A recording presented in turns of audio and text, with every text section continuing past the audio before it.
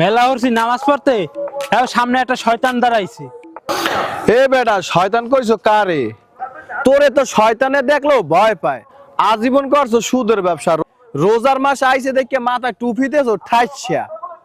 নিজে কি হরো হ্যাঁ, কি এলাকার মানুষ জানে না? এখন মাথায় একটা ঠাইসে টুপি দাও, মনে হয় কাকার মসজিদের ইমাম সাহেব আইছে। আসলে তুই একটা শয়তানের খারা জিলি। আসসালামু আলাইকুম। সালাম দেছো কারে? আপনাকে দুইজন আরে সালাম এই নরবান্দরটা দিতে ফিরেই লও।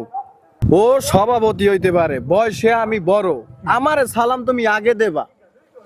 আচ্ছা, মসজিদে চলেন, নামাজের সময় হয়ে গেছে।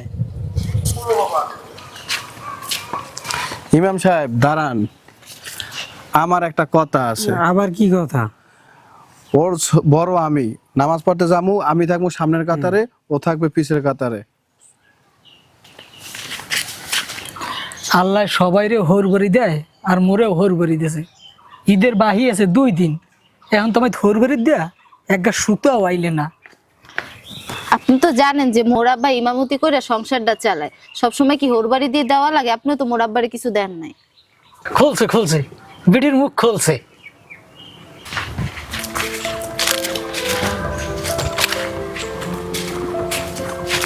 ইমাম সাহেব দাঁড়ান। জি বলেন।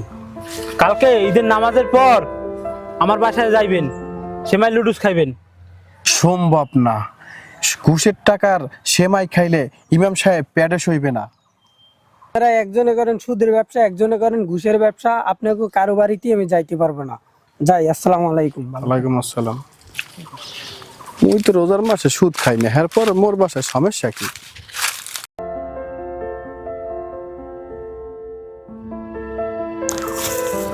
আসসালামু আলাইকুম।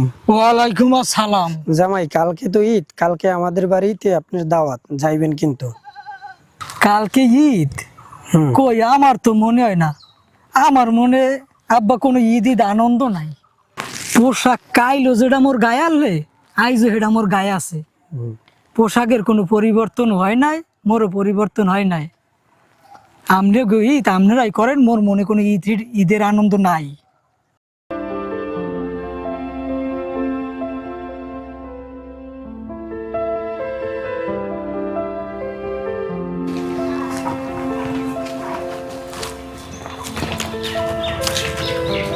ওই জান্নাতির মা, কই গেলা তুমি? জি বলেন। শোনো, তোমার সাথে কিছু কথা আছে। তোমার মাইয়া জামাই তো রাগ করছে আমার উপরে, ঈদে তো কিছু দিতে পারি নাই। কি দেবেন? হাতে তো তেমন টাকা পয়সাও নাই আমাদের। আচ্ছা, কি করব দেখি, ছোট ছাগলটা বিক্রি করে ফেলাই। ঠিক আছে, দেখেন তাই করেন। আচ্ছা ঠিক আছে। মা জান্নাতুল। কি আব্বা? হ্যাঁ মা, জামাই কোথায়? তোর জন্য আর জামাইয়ের জন্য ঈদের পোশাক আনছিলাম। আচ্ছা আব্বা, ঘরে আসেন, আপনার জামাই তো ঘুমায়। আয় মা। জামাই, সারাদিন মনে হয় কাজ করছো, শরীরটা খেলাম তো না? এই নাও বাবা, তোমার জন্য ঈদ উপলক্ষে কিছু পোশাক আনছিলাম আমি।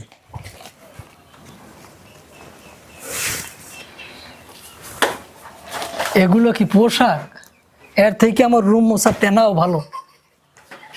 এই পোশাক আমার লাগবে না, আপনার পোশাক লইয়া আপনি যান। মা থাক, তোরা যদি পারো ঈদে আমার বাড়িতে যাস, আমি বাড়ি চলে যাই। দোয়া করবি তোর জন্য। হায় রে অধম, তুই এটা কি করলি? তুই তোর শ্বশুরের মনে কষ্ট দিলি। তুই জানো তোর শ্বশুর একটা সৎ ইমানদার মানুষ। সে প্রতিদিন সকাল বিকাল বাচ্চাদের কোরআন শিক্ষা দেয়, একটা মসজিদের ইমামতি করে। সেখান থেকে যেইটুকু টাকা উপার্জন হয় সেটা দিয়ে তোর জন্য ঈদের পোশাক কিনে এনেছিল, আর তুই সেটা রাখলি না, তোর শ্বশুরের মনে কষ্ট দিলি। তুই কি জানো শ্বশুরের মনে কষ্ট দিয়েছো, এর কারণে আল্লাহ তোর উপর নারাজ হতে পারে, তুই ধ্বংস হয়ে যেতে পারো। যা, তুই এখনই যা, তোর শ্বশুরের কাছে ক্ষমা চা।